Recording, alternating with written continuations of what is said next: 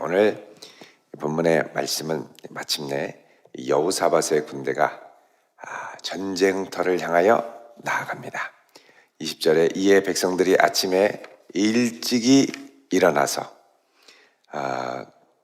드고와 들로 나가니라 그러죠. 여러분, 이 드고와는 이제 예루살렘 이스라엘에는 이제 중앙에 이제 아주 높은 산지가 있습니다. 중앙산지라고 하는데 이 중앙산지를 따라 중요한 도시들이 이렇게 있지요. 그래서 예루살렘에서 좀 더 올라가면 베델, 이렇게 해서 이제 쭉 올라갑니다. 근데 남쪽으로는 예루살렘, 밑으로 내려오면 베들레헴, 그리고 이제 베들레헴 밑에 드고와, 그리고 드고와 밑에 헤브론, 이렇게 되어 있습니다. 그래서 이제 이 헤브론에는 아브라함의 묘지가 있지요. 아브라함과 이삭과 야곱이 묻혀 있는 이 묘지가, 사라의 무덤도 같이 지금도 여기에 이제 그대로 있습니다. 그래서 이 베들레헴과 헤브론 사이에 있는 게 이제 드고아입니다. 이제 남쪽으로부터 암몬과 모압이 쳐들어 올라오니까 이제 중앙산지로 올라오는 이 골짜기 이쪽에서 들판에 이제 넓은 들에서 같이 전쟁을 하게 되는 겁니다. 자, 나가는데 이렇게 얘기를 합니다. 여호사밧 왕이 예루살렘 주민들아, 너희는 너희 하나님을 신뢰하라. 그리하면 견고히 서리라. 자, 하나님을 신뢰하는 만큼 흔들리지 않고 견고히 설 것이라는 겁니다. 그리고 그의 선지자들을 통하여 선포된 말씀을 신뢰해라. 그리하면 형통하리라. 그리고서 백성과 논의한 후에 노래하는 자들을 택하여 찬양됐지요. 거룩한 예복, 찬양대의 예복을 입히고 군대 앞에서 행진하며 여호와를 찬송하여 이르기를 여호와께 감사하세 그의 인자하심이 영원하도다 하게 하였더니, 자, 이 군대가 있긴 있는데 군대는 뒤로 가고 앞에 뭐가 있느냐? 찬양대가 있습니다. 아니, 전쟁하러 가면서 어떻게 이렇게 대책 없이 찬양대를 앞서 세울 수가 있습니까? 찬양대를 뒤에 세우고 아니면 중간에 세우고, 보호해야죠. 앞에서 화살이 날라오면 누가 막아줍니까? 근데 이 여호사밧 왕은 하나님이 하신 말씀을 100% 철석같이 딱 믿었습니다. 자, 하나님이 여호사밧 왕에게 뭐라고 그랬습니까? 여러분, 어제 우리가 보았던 20장 15절에 보면 너희는 이 큰 무리로 말미암아 두려워하거나 놀라지 말아라. 이 전쟁은 너희에게 속한 게 아니라 하나님께 속한 것이다 그랬죠. 그러면서 세 가지 명령을 하셨습니다. 16절에 내려가라, 끝에 만날 것이다, 그 다음에 17절에 구원하는 것을 보라. 내려가서 만나서 하나님의 구원을 보면 감사하고 찬양해야죠. 그래서 어떻게 합니까? 이거는 우리가 싸울 전쟁이 아니라 하나님의 전쟁이고 하나님께 속한 것이고 우리는 하나님이 승리하신 것을 바라보고 기뻐하리라.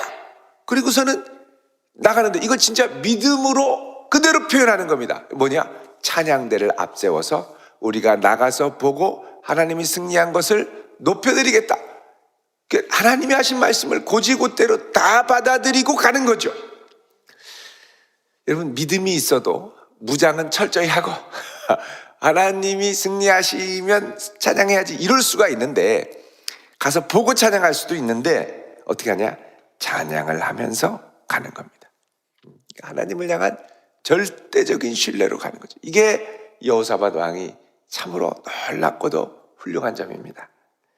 자, 그러자 22절에 그 노래와 찬송이 시작될 때에, 자, 하나님이 언제 역사하기 시작하십니까?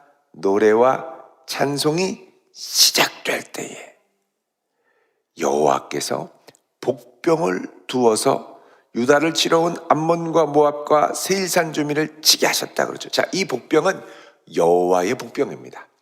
유다의 군사들이 아닙니다. 하나님이 보내신 하늘의 군사, 천군입니다. 자, 잘 두었다가 치게 하시는데 어떻게 하느냐? 23절에 모압과 암몬이 일어나 세일산 주민을 쳐서 멸하고 세일 주민을 멸한 후에 서로 쳐 죽이고, 일종의 자중질환을 일으키게 한 겁니다. 서로를. 그러니까 하나님이 역사하시니까 손 하나 안 대고 자기들이 갖고 있는 무기로 서로를 적으로 삼아서 죽이게 하시는 거죠.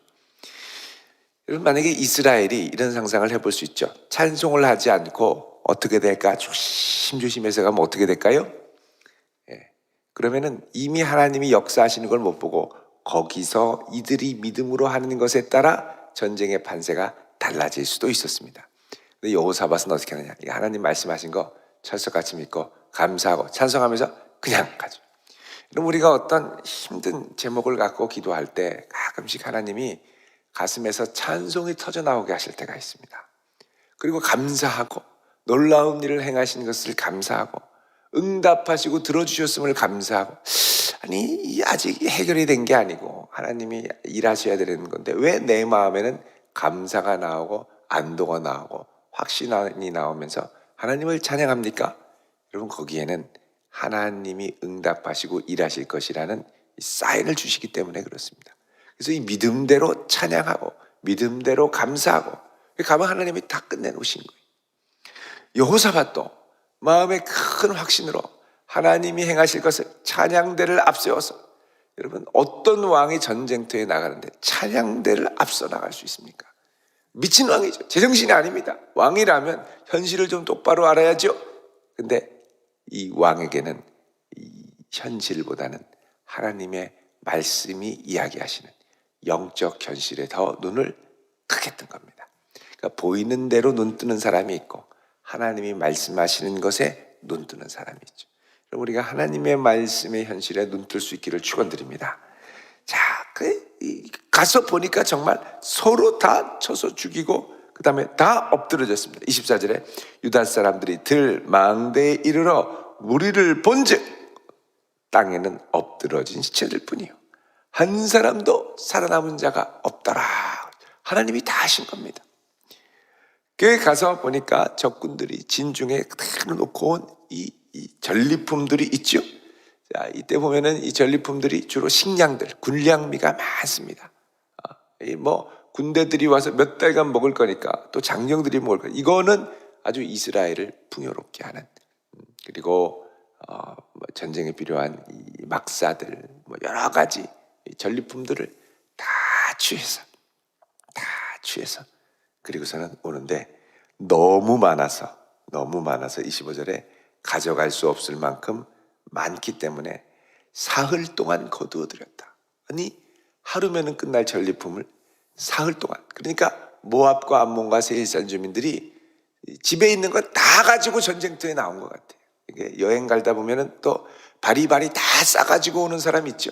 그냥 몇 가지만 간절하게 오는 사람이 있는데 이것도 가져가야 돼, 저것도 가져가야 돼, 다 아예 집에 살림을 통째로 차에 가지고 온 사람. 그러니까는 차가 꽉 차가지고 이렇게 움직일 틈이 없습니다. 그런 것처럼 전쟁할 때 그래서 다 가지고 온 거예요. 그러니까 하나님이 싹 무찌르시니까 그대로 놓고 어떻게 해요? 이스라엘에게 기증하는 거죠.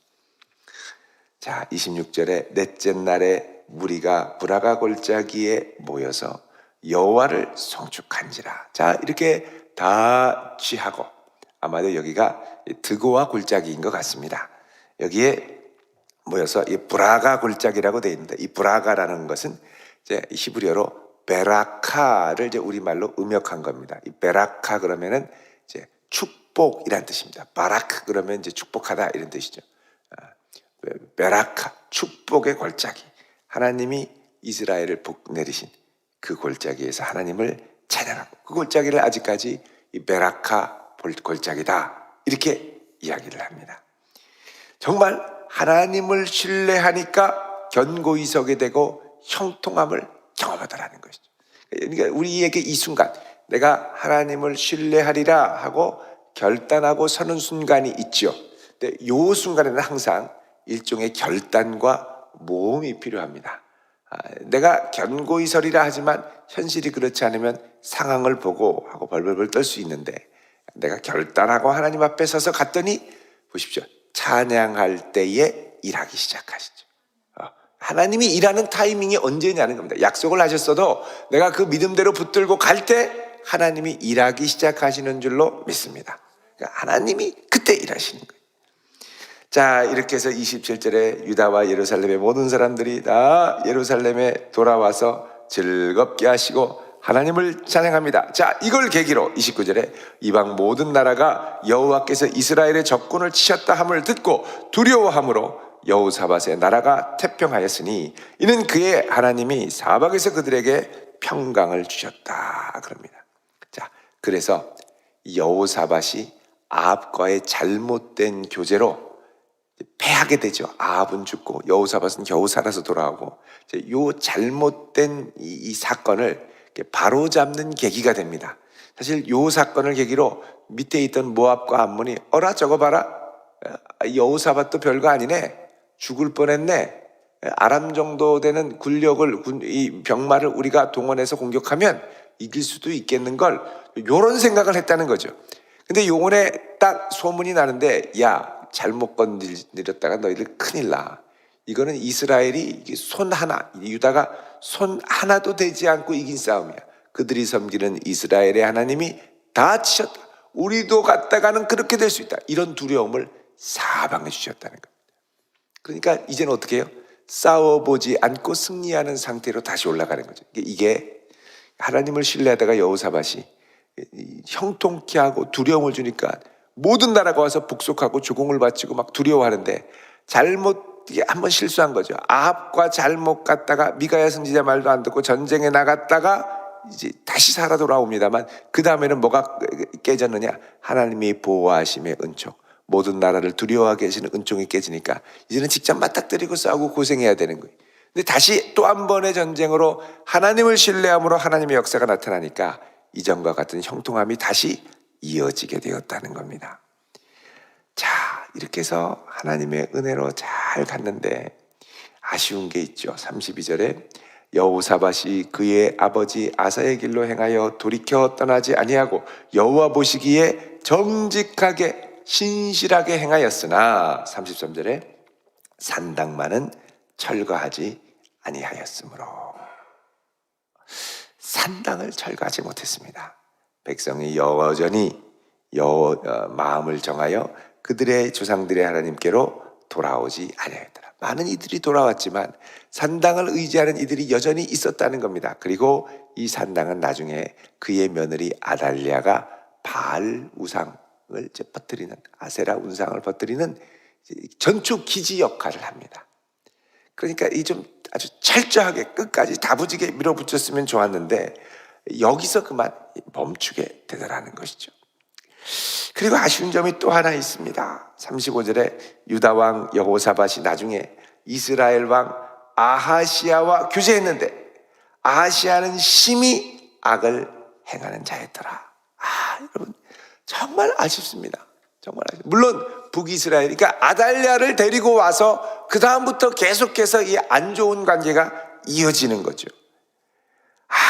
이 아하시아랑 교제를 하면 이게 악인, 이 아합의 영향을 그대로 받은 아들이거든요. 그러니까 이게 사실 여러분 성경에 이 아하시아는 심히 악을 행하는 자다 이렇게 얘기를 합니다. 심히 악을 행하는 자다. 여기 35절 끝에 나오죠. 아하시아는 심히 악을 행하는. 그도 그럴 것이 아버지 아합 왕과 어머니 이세벨한테 고스란히 배운 거죠. 그리고 고스란히 배운 딸이 누굽니까? 지금 여호사밧의 이 며느리 아달랴입니다. 이게 아쉬워요. 이 잘못된 관계, 그릇된 관계로 가면 안 되는데 부인할 수 없는 끈끈한 것들로 맺어졌기 때문에 어렵죠. 자, 36절에 두 왕이 서로 의기투합을 해서 배를 만들고 다시스로 보내고자 합니다. 왜 다시스로 보낼까요? 금. 예전에 솔로몬 때 금을 가져왔거든요. 그래서 에시온게벨은 지금의 이제 에일랏이라고 해서 홍해 쪽입니다. 맨 남단에 이제 걸프해로 이제 이어지는 이 바다죠. 이 에시온게벨에서 이제 홍해인데 이제 쭉 가게 되는데, 이 에시온게벨에서 배를 만들어서 보내려고 그랬는데, 그때 37절에 마레사 사람 엘리에셀이 여호사밧에게 예언합니다. 왕이 아하시야와 교제함으로 여호와께서 왕이 지은 것들을 파시리라 하더니 배들이 부서져 다시스로 가지 못했다. 난파됐습니다. 그러면 돌이켜야 되지요. 사실 이게 너무 아쉽습니다. 잘 갔는데 끝에서 그릇된 관계로. 여러분, 다윗도 보면 잘 나가다가 어떻게 합니까? 밧세바, 그릇된 관계의 미혹에 빠지게 되죠. 여러분, 하나님과 앞에 잘 선다라는 건 뭐냐? 하나님과 올바른 관계를 맺는다는 겁니다. 우리가 항상 뭐 때문에 위기가 찾아오냐면 이 관계 때문에 찾아오는 경우가 많습니다. 이 하나님을 경외하는 좋은 관계를 잘 맺어가야 되는데 함께 악을 행하자고 다가오는 관계들. 여러분, 우리가 이 세상을 관계를 끊고 살 수는 없습니다만 이들을 경계하고 조심해야죠. 주의해야죠. 물론 복음으로 권면하고 또 주 앞으로 돌아올 수 있도록 해야 됩니다만 이들과 연합하여 무엇인가를 깊이 함께하고 나눌 때 이제 거기서부터는 사실상 이제 위기가 시작이 될 수가 있습니다. 그래서 우리가 하나님 앞에 신실할 때, 물론 사람이 100% 완벽할 수 없겠습니다만 특별히 하나님이 우리로 형통케 하고 복을 주실 때 관계를 잘 점검해야 됩니다. 내가 잘 나갈 때, 하나님이 복을 주셔서 승승장구하고 평안할 때 항상 이런 나를 악용하고 이용하려는 요상한 관계들이 기어듭니다. 그 관계를 잘 분별해야 됩니다. 정말 이제 이성적인 관계로 올 수도 있고 또 이 사업적인 관계로 올 수도 있고 또 서로의 유익을 지는 정치적인 또 사업적인 거래로 올 수도 있고 참 여러 형태로 올 수가 있는데 여러분, 이때 하나님을 두려워하는 마음으로 이 내 중심을 지혜롭게 끝까지 잘 지켜갈 수 있기를 바랍니다. 하나님이 내게 주신 복이 끝까지 하나님이 주신 복으로 높임받을 수 있도록, 그리고 하나님이 행하실 때 하나님의 행하심을 신뢰하며 앞서 찬양하며 나아갈 수 있는 그런 믿음의 성도 될 수 있기를 주의 이름으로 축원드립니다. 기도하겠습니다. 거룩하신 아버지 하나님, 우리의 앞길을 인도하시고 우리의 걸음을 붙들어 주사 하나님의 영광을 위해 쓰임받는 저희들의 인생이 되게 하여 주시옵소서. 이 한날도 주께 맡기오며 예수 그리스도의 이름으로 기도드리오며 이 아침에 주 앞에 드리는 간절한 기도의 제목과 예물들을 기쁘게 받으시고 흠양하여 주옵소서. 감사드리며 예수 그리스도의 이름으로 기도하옵나이다. 아멘.